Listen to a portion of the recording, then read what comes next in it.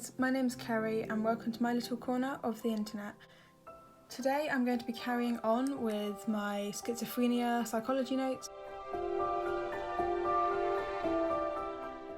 I'm using Goodnotes again, and this is the social influence notes I made last time I did a video.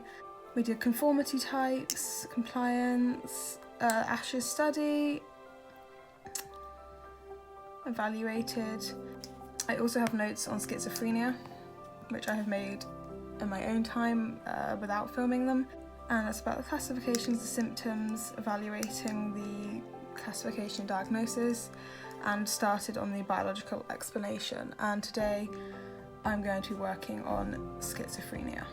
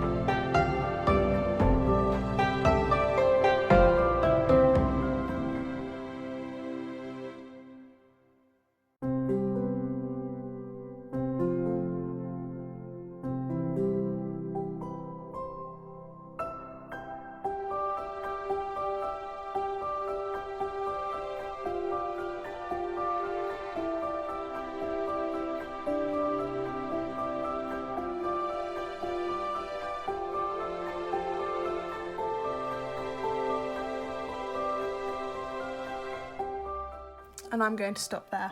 That was me going over the biological explanations for schizophrenia.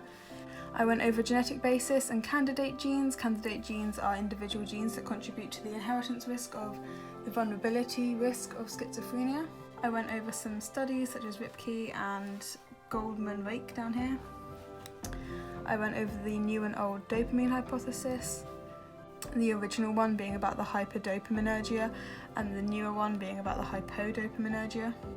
I looked at the neural correlates of schizophrenia symptoms, which, as you can see here, the measurements of structure or function of the brain that correlates with an experience. This is very similar to exponential growth. For example, we have the y and x axis. As one increases, the other increases, which is what exponential growth is, but also the concept of neural correlates. So if there's a change in x, there'll be a change in y.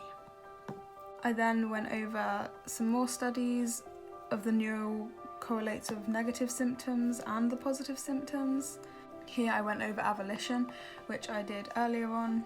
It is a negative symptom of schizophrenia, which means a loss of a usual ability, which in this case is apathy, which is finding it hard to do or start a goal-oriented activity, which is what this was about here, the ventral stratum, which is associated with the limbic system in the brain and is vital for decision making and reward related behaviour. And then I just went over the evaluation, that there was evidence for the genetic risk, mixed evidence for the dopamine hypotheses, correlation causation issues, as in there was other factors that affected it, and the role of mutation as well, which wasn't taken into consideration. So this is my schizophrenia notes so far. Next time I do some, it will be about the psychological explanation, such as family dysfunction and the schizophrenic mother. Thanks so much for watching. If you liked it, please like it below, comment and subscribe for more, and I'll see you next Friday.